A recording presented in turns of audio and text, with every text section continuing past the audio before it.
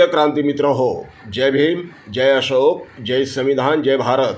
महाराष्ट्रामध्ये नुकत्याच स्थानिक स्वराज्य संस्थांच्या निवडणुका पार पडल्या, त्यांचे निकाल लागले आणि त्या निकालातून आंबेडकरी वस्त्यांमध्ये एक आशेचा किरण दिसू लागला. सन्माननीय प्रकाशजी आंबेडकरांच्या वंचित बहुजन आघाडीला आणि रिपब्लिकन सेनेला तसेच बहुजन समाज पक्षाला घवघवीत यश मिळालं.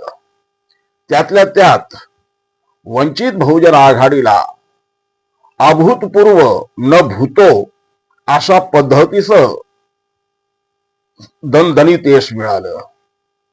सुमारे 2 नगराध्यक्ष वंचित बहुजन आघाडीचे निवडून आलेत. सुमारे 61 नगरसेवक वंचित बहुजन आघाडीचे निवडून आले आणि सुमारे 23 ठिकाणी अतिशय अटीतटीच्या लढतीमध्ये वंचित बहुजन आघाडीचे उमेदवार 2 क्रमांकावरती राहिले. या यशामुळे निश्चितच आंबेडकरी वस्त्यांमध्ये एक आनंदाचं वातावरण आहे. एकीकडे हे आनंदाचं वातावरण असताना दुसरीकडे मात्र इतर पक्षांची पळापळ सुरू झालेली आहे. सगळ्यात आधी वंचित बहुजन आघाडीला कोण गाठतो, सगळ्यात आधी वंचित बहुजन आघाडी बरोबर कोण युती करतो याची शर्यत इतर पक्षांमध्ये लागल्याची आपल्याला दिसून येते. अर्थात यात आघाडीवर आहे काँग्रेस पक्ष. काँग्रेसचे प्रदेशाध्यक्ष सन्माननीय हर्षवर्धन सपकाळ यांनी सर्वात आधी बाळासाहेब आंबेडकरांची भेट घेतली आणि निकाल लागल्याच्या नंतर ताबडतोब दिल्लीवरून काँग्रेस पक्षाचं शिष्टमंडळ फक्त आणि फक्त प्रकाशजी आंबेडकरांना भेटायला आलं. वर्षा गायकवाड देखील भेटायला गेल्या. त्यानंतर इतर पक्षांची देखील धावपळ सुरू झाली. अर्थात प्रकाशजी आंबेडकरांनी जाहीर केले, त्यांनी स्पष्टपणे जाहीर केले, आम्हाला मागच्या विधानसभा लोकसभा निवडणुकांमध्ये जे काही कटू अनुभव आले त्या अनुभवातून आम्ही आता आमचे निर्णय घेणार आहोत. आमच्याबरोबर जो सन्मानपूर्वक वागेल त्याच्याबरोबर आम्ही जिल्हा स्तरावर महानगरपालिका स्तरावर युती करू.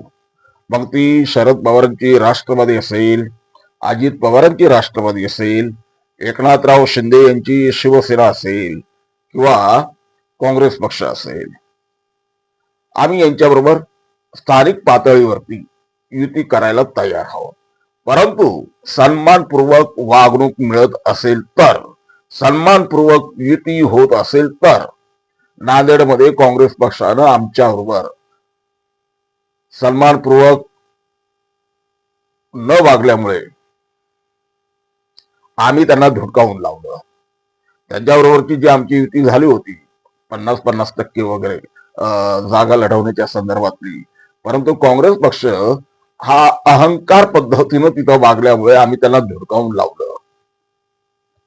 इतरांना सुद्धा आम्ही हा इशारा देतोय, सन्मानपूर्वक जे काही कराल ते सन्मानपूर्वक, अन्यथा आम्हाला कोणाची गरज नाही. गरज तुम्हाला आमची आहे.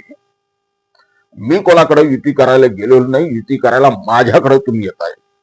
तेव्हा माझ्याबरोबर युती करताना, माझ्या कार्यकर्त्यांबरोबर स्थानिक लेवलला युती करताना सन्मानपूर्वक युती व्हावी, असं दस्तूरखुद्द प्रकाशजी आंबेडकर यांनी सांगितल्यामुळे